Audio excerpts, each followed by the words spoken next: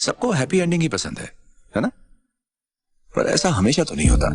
आज के इस वीडियो में हम देखेंगे कि अगर टोनी एंड गेम के बाद सरवाइव कर जाता तो फेज 4 में क्यों वो one of the most powerful character बन जाता एंड सच में वो सबसे अनस्टॉपेबल फोर्स में से एक होता पूरे एमसीयू का, जिससे लड़ना तो आप बिल्कुल नहीं चाहते, अब चाहे आप एक गॉड ही क्यों ना रहो।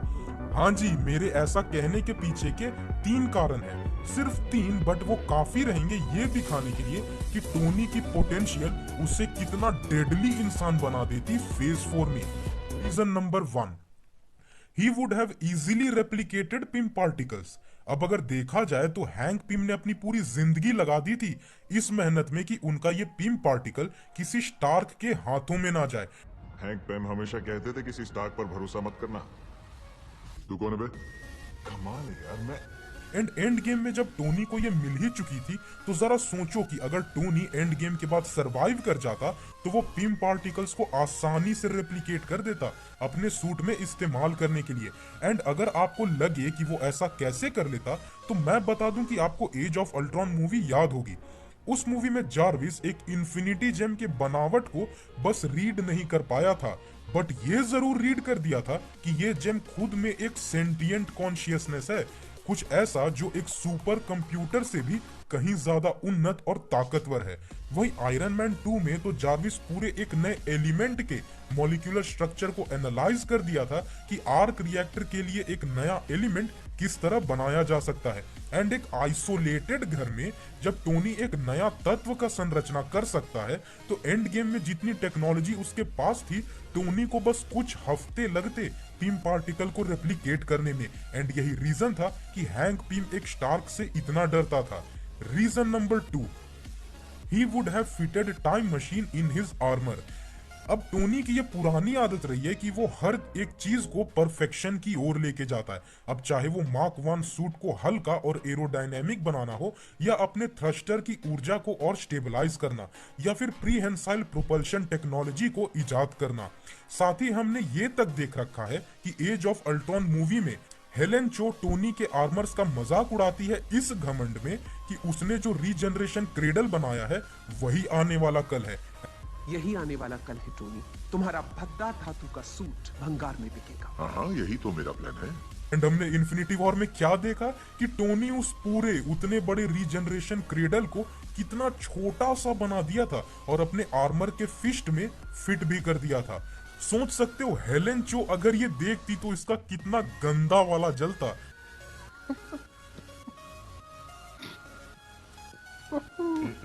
तो ये चीज हमें ये दिखाती है कि कोई भी चीज जो टोनी को इम्प्रेस कर जाती है वो उन्हें अपने आर्मर्स में और कॉम्पैक्ट बना के इस्तेमाल जरूर करता है।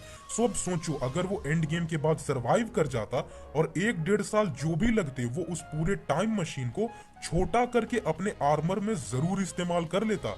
एंड अब रीजन नंबर 3 जो कि टोनी को एक्चुअली मल्टीवर्सल लेवल पे ले जाती।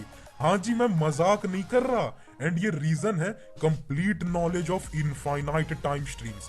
अब जरा सोचो टोनी क्वांटम रेल्म और टाइम मशीन के साथ कितना ही दिन काम किया होगा, एंड उतने कम टाइम में भी वो क्वांटम रेल्म में बहने वाले अनंत समय की धाराओं में पर्टिकुलरली कुछ धाराओं को छांट कर निकाल दिया था जो पिछले इवेंट्स तक जाते थे। एंड याद रहे एंटमैन एंड दी वॉस्प में जैनेट ने क्या कहा था कि अगर एक बार मेरे लोकेशन को टाइम पे नहीं पकड़े देन अगले कोऑर्डिनेट्स ढूंढने में तुम्हें सालों लग जाएंगे। वहीं एंड गेम में टोनी और कैप्टन टाइम के एक कोऑर्डिनेट में फेल होने के बाद सिर्फ कुछ सेकंड में टोनी टाइम का अगला कोऑर्डिनेट ढूंढ लेता है कि सब कोई टाइम सेट करो बे, हमें अब और पास्ट में जाना है। यानी क्वांटम रेल्म में कोऑर्डिनेट्स ढूंढना भाई बंदे के लिए कोई बड़ी बात नहीं थी। तो अब जरा सोचो वो इतने कम टाइम में भी ये सब जब कर चुका था तो अगर वो अगले कुछ साल क्वांटम रेल्म को डेडिकेट कर देता तो वो क्वांटम रेल्म में बहने वाली उन अनंत धाराओं का मैप बना के धर देता with each and every location. And ऐसा कैसे हो सकता है उसका भी एक रीजन बताता हूँ। फ्राइडे कितनी कमाल की एआई है वो हम एंड गेम में देख चुके हैं, जो कि टाइम के फ्लो के पैटर्न यानी एक रिवर्स मोबियस स्ट्रिप क्या फिट रहेगी या नहीं वो बस कुछ सेकंड्स के अंदर कैलकुलेट कर दी थी। सोचो ये चीज देखने के लिए फ्राइडे को कितने करोड़ों कॉम्बिनेशंस के साथ इसे मैच करना पड़ा होगा एंड इस नए मोबियस स्ट्रिप वाले मॉडल को फाइनल करना पड़ा होगा। देन अगर टोनी बस क्वांटम रेल में बहने वाली समय के फ्लो को बढ़िया से रीड कर लेता ना तो समय की धारा का वो शेप जो असल में हमें लोकी में दिखाया गया ये चीज टोनी खुद ढूंढ के रख देता।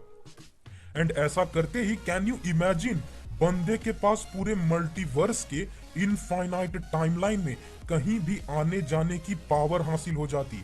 ऐसा कोई टाइम स्ट्रीम या ऐसा कोई यूनिवर्स नहीं बचता जहां टोनी का एक्सेस नहीं होता। तो अब आप लोग जरा सोचो टोनी फेज 4 में एक ऐसा आर्मर बना सकता था ना जिसमें बीम पार्टिकल्स भी हैं, टाइम मशीन भी है एंड उस आर्मर में लगे एआई में पूरे अनंत ब्रह्मांडों का सारा निचोड़ भी है। तो ऐसे कैरेक्टर से फिर कोई क्या ही लड़ पाता भाई। एंड पता है फिर क्या होता, फेज 4 में कैंग के आर्क नेमेसिस में फिर स्कॉट लैंग नहीं होता बल्कि कैंग का सबसे बड़ा दुश्मन होता टोनी स्टार्क। अब स्कॉट लैंग कैंग का किस तरह से सबसे बड़ा दुश्मन बन सकता है ये जानने के लिए ऊपर दिए आई बटन पे क्लिक करके हमारी ये वीडियो देखिए जहां मैंने ये थ्योराइज किया था कि कैंग क्वांटुमेनिया में किस तरह स्कॉट लैंग का सबसे बड़ा नेमेसिस बन सकता है। वहीं मैंने अभी तक टोनी के बारे में जितनी बातें कही हैं उसे और डीपली जाननी हो तो हमारे इस वीडियो को जरूर देखिए कि how powerful is iron man in MCU.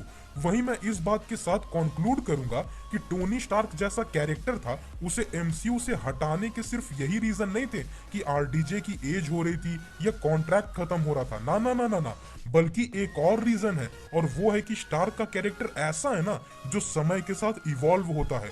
Power level, नए रहस्य जितने खुलते जाएंगे वो बंदा अपने लेवल उतने बढ़ाता जाता है। तो सोचो जब फेज 4 में चीजें ऐसी हो चुकी है तो वो बंदा अगर होता तो वो one of the most powerful being बन रखा होता पूरे एमसीयू का। तो गाइस ये था हमारा आज का वीडियो जहां पे मैंने आपको एक रीजन बताया कि क्यों टोनी अगर फेज 4 में होता तो वो one of the most powerful being बन जाता। अगर आपको ये वीडियो पसंद आई हो तो इस वीडियो को लाइक करें और अपने दोस्तों के साथ शेयर जरूर